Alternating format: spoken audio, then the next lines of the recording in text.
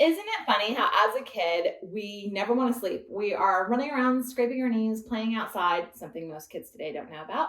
And we're maybe reading our books when the lights are out and trying to squeeze in that last 10 minutes of our favorite TV show. And then as adults, we actually want to sleep, but we can't seem to find the time. We're rushing between doing homework for classes. We are trying to max out our workday and get everything done so we don't have to stress the next morning. Or maybe we're just staying up because we've got a lot on our minds. Whatever the case, sleep health is very important. And today I am sitting down with friend of the pod, board certified family physician, Dr. Sarah Ashitey. And we are going to be talking about tips for how to get the best sleep of your life. And since it's the new year, I think this is something that, as we've been talking about best practices and just simple ways to overhaul your health gradually, it seemed appropriate to do an episode on sleep health. So please join me in welcoming friend of the pod, Dr. Sarah Ashitey. Hello, hello, hello. Hi, welcome back. How have things been? It's perfect that we're talking about sleep because I went home to Ghana for 3 weeks. And guys, if you don't know about Ghana in December, you might want to Google that right now or after the episode. But it was such a great time. Of course, jet lag coming back in. And so, I've been doing what I need to do to get back into the rhythm. So, yeah, right on point, on time. Love it. And let's check in on our resolutions. We did an episode at the start of the year, per usual, which is usually, I feel like it's our routine now. We always kick each other's years off with an episode talking about habits, all of the things. And if you haven't listened, definitely go back and you can check out this year's episode as well as last year's. But in keeping on tune or keeping up with that, like how is your year so far? How are your resolutions? How are the goals? Let's check in. As I always say, it's a commitment to the rest of your life. I actually am working with a life coach. Ooh. Yeah, it's interesting because I posted a question the other day asking about people's experiences with life coaches, and that I had a session the other day that was great. And one of my patients sent me a message saying, "Well, I thought you were my coach," and I was like, "Yes, indeed, I am. As your physician, I am." But everyone could use, we talk about this all the time. Therapy, coaching, whatnot. So I have some goals that I really want to really achieve, and getting a coach is a great way to set up accountability for myself. So yeah, that's what's new. I love that. And I feel like we're going to have to do an episode on that in a couple of months, check in, because I was thinking about a life coach myself. Okay. So I love this. All right. Love. All right. Well, there you have it. We're all checked in, I feel like. And let's get started with the episode. So per usual, listeners write in and send their questions. And let's start with the most commonly asked question that I got via email and Instagram DMs. How many hours of sleep are optimal for an adult? Like what is that sweet spot of what we should be getting? Because also people were sending in the question that is too much sleep, just as that is too little. Mm-hmm. So let's talk about it. Oh yeah, that's a great question. Okay, so 7 to 9 hours of sleep is what's considered optimal. However, listen to your body. If you go to sleep for 7 hours and you wake up and you're not feeling like you've had enough sleep, you probably haven't had enough sleep or good quality sleep. So there are two aspects to this, right? It's not just how much sleep, but what's the quality of the sleep that you're having. But yes, there is such a thing as too much sleep. In fact, there have been studies that show that if you get too little sleep, you have a high risk of having heart disease. And if you get too much sleep, you also have a high risk of getting, heart disease. And so that 7 to 9 hours is what's considered optimal for adults. All right, good to know. So let's talk about something that I've found that's helped me get quality sleep, especially as of late, and that's melatonin. Can we kind of touch on what you should look for in a quality melatonin, and then subsequently, should you be taking a break from melatonin? All right, so I feel like I should tell the audience what melatonin is. A lot of times I make assumptions and patients say, what are you talking about? So I'll help you out. So melatonin is a hormone that your body naturally produces as it gets dark outside in order to help us sleep. And it peaks, somewhere in the middle of the night as you're sleeping, then gradually decreases, and it's supposed to, as it gets lower in the morning, you wake up, right? And what it does, it's really your sleepiness hormone. Doesn't necessarily keep you asleep, but it helps you fall asleep. And so a melatonin supplement then is something that people can take to help them fall sleepy or initiate sleep, and it's been shown to be quite helpful. Now, whether or not you should take it forever, that's a big question. If you're feeling like you need melatonin all the time, you might want to consider that you might have a sleep issue that needs to be evaluated by your doctor. But overall, it's considered quite safe to take, and so it shouldn't be too much of a problem. Now, I do have to say this, as always, it's very important to make sure that you're clearing stuff off with your doctor, because people don't know it, melatonin can have interactions with certain types of medications. Oh, wow. So if you're taking any medications, you don't want to just pick it up, but generally melatonin is fairly safe. And that's where I usually would start with patients after we've reviewed everything. It's a great way to try to not get on prescription medications, which can sometimes be addictive. Oh, good to know. So on that note, let's kind of highlight one of my favorite melatonins that I've been taking. And as you guys can see, the bottle is empty because your girl has been using it. So you also have been using this one, which I think is kind of cool. And it's the Hims and Hers melatonin, which what I like is because I noticed with some melatonins, and I don't know if this is just me being weird, but I would wake up feeling super groggy, almost hungover like. Mm-hmm. And I like that this is a low enough dose to where it's like, okay, cool, it can help me sleep. But it has like the L-theanine, which, I am a huge, I love it. It's my favorite thing to keep calm. And then it has like chamomile, and I just feel zen, You're hitting on all the things. So L-theanine is actually something that we recommend in our clinic at Southwest Family Medicine here in Dallas. And, it is a calm supplement. Again, I use the term, it's called a supplement because it's supplementing all the other healthy behaviors, but that's definitely a positive thing in that melatonin, because it's not just helping you initiate sleep, it's also helping keep you calm. Which, some of you probably do chamomile tea. Yes. I didn't actually catch that part that it had that. Makes sense. Yeah.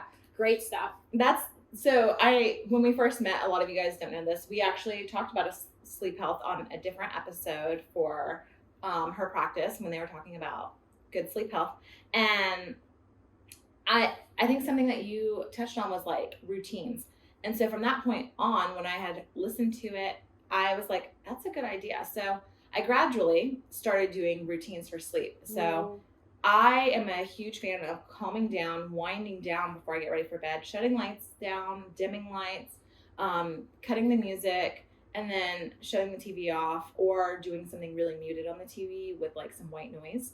So that's like a big thing for me. And then having any like chamomile tea or theanine, like whatever that looks like for me, it's been definitely working. And then reading a book. So that kind of leads me into my next question. I know everyone's different, and like you said, listen to your body, but when should people start like dimming the lights and kind of tuning things down? Because there's some kind of, I feel like, statistic or fact about how these things can keep your brain wired to stay up and absolutely. active? Now, remember, we talked about melatonin, right? And its signal, so to speak, is everything going dark, right? Back in the day when we were like chasing lions or actually it was the other way around, right? The lions and tigers and bears were chasing us. We didn't really have electricity.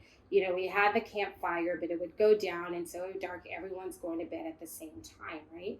Well, we've been able to harness energy in the form of electricity, and now we even have it closer to us in the form of blue light in our phones. And so we've got all this light everywhere that's giving us different signals.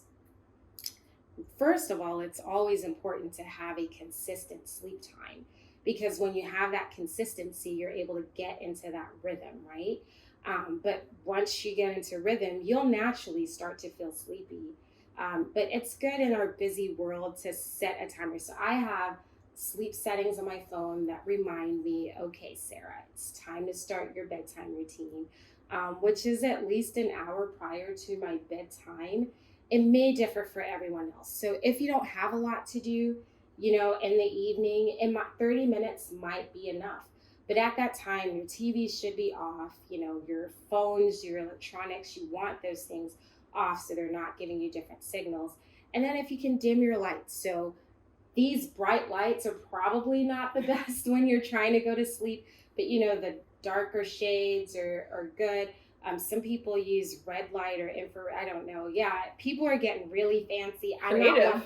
I am not one of those people, but definitely you want your lights to be dimmer, and then go do your thing. Brush your teeth, wash your face, grab your book. Things that are not going to actively stimulate your brain or tell you that it's time to wake up. And then when you're ready, turn off that light, go to sleep. I love that. Okay. So those were our questions today. If you guys ever have a question, just be sure to send an email to hello@thegirlingeechiglasses.com.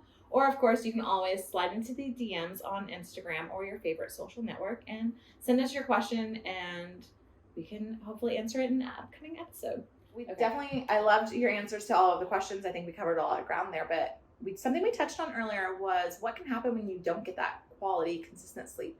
So what else are you at risk of? Because you mentioned heart issues, but from my little 2 seconds of playing doctor and hitting up Google, it sounds like you're going to be at risk of strokes, diabetes, right? And yeah. So all of those fall into your metabolic cardiovascular category, right? And so higher chances of gaining weight, developing diabetes, high blood pressure, heart disease, as we talked about. But then there are other things that a lot of us have felt or actually know, like issues with our cognition and alertness. You're not as productive at work. In fact, I like to talk to sleep with my patients all the time, because think about it. If you're not well rested, who's going to worry about trying to cook healthy food or exercise? And so all of these things fall by the wayside, right? So you've got your cognition issues, you've got your cardiovascular, and then mental health, anxiety, depression, all of these can be worsened by getting lack of sleep. Oh, wow. Very, very important. So what are your tips and tricks that you have in your toolbox that you've noticed help yourself as well as some of your patients with getting that quality sleep? And of course, you mentioned prescription options, but it sounds like that's not ideally the first go-to. Right. So if you're looking to kind of start slow and natural and feel things out, what do you have in that toolbox? What does it look like? There are a few things three things that I tell my patients all the time. You want to make sure your room is dark. Getting some blackout curtains work amazingly well. And make sure your room is cool.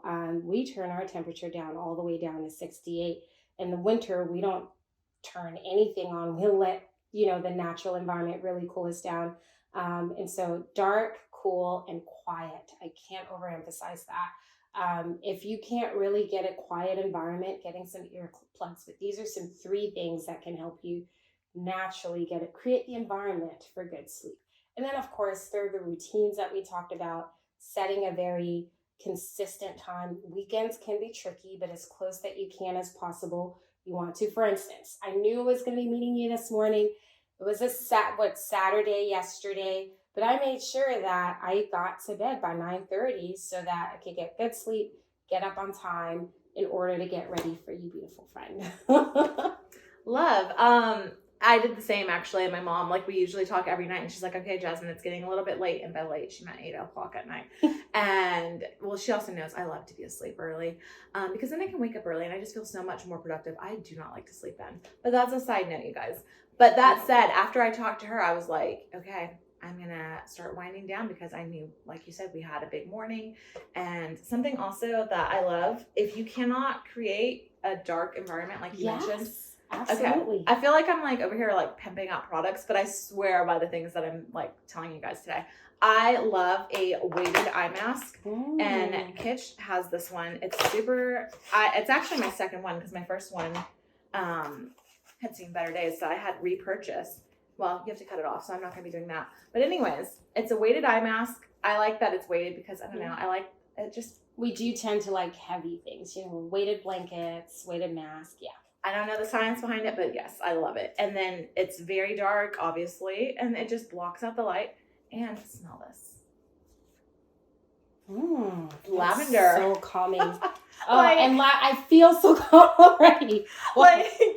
I am that granola friend, I feel like, that loves feels nice. Anything very just natural, calming, soothing. So I love a good eye mask. So definitely agree with your point about if you can have a dark setting. And if you can't, try to figure out how you can best replicate that. For me, I have my blinds in my apartment And because I'm on a higher floor, I feel like the sun or even the stars, whatever, it's like right there, which is like a perk because I do like to wake up with natural light and fall asleep with that natural light. But sometimes I'm like, okay, I've got the blinds down, but I can still see, like, if there's a game and an event night, I can see those lights coming through. So handy dandy eye mask, and the lavender and the weightedness is definitely a nice touch. I'm going to have to try that. It's my favorite. I swear by it. But okay. Love all of these like tips, this information. Is there anything else you wanted to kind of touch on today in terms of sleep health? Well, I feel like we've covered a lot of ground, but I just wanted to reemphasize, sometimes when you try to do all the things at once, kind of shoot yourself in the foot and make it harder for you to stay consistent. And so pick that one thing that you can do consistently, master that, and then add something else.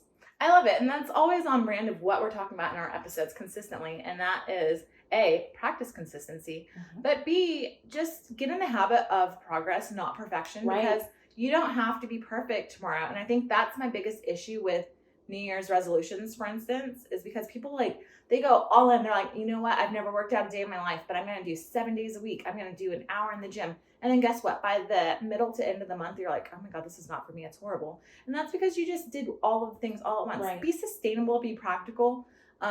If you're getting terrible sleep, start small, see what you can do. Oftentimes I feel like the simple solutions are the best. Shut your TV down. Come inside. Don't be out late at night.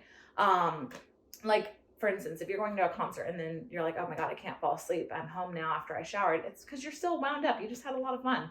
So just get in the habit of sustainable choices and seeing what works best for you. I agree 100%. So I loved this episode. I always love our episodes. And you guys, in case you didn't notice, this is our first video episode ever. Love that. I think we did good. We did great. I love it. Hopefully you guys liked it too. Love that Spotify has video podcast episodes now. So that's pretty fun. But yeah, I hope you guys learned something about sleep health. Hope you find something that works for you. And I feel like that's all the ground I have to cover, unless you had anything you wanted to add. I think I'm good. All right, you guys, thank you for tuning in to another episode of Keeping It Casual with the Girl in Gucci Glasses. It's your host, Jasmine, and today I was joined by a friend of the pod and all-around friend, Dr. Sarah Ashitey, a board-certified family physician here in Dallas, Texas. I can't wait to see you guys next time. Bye.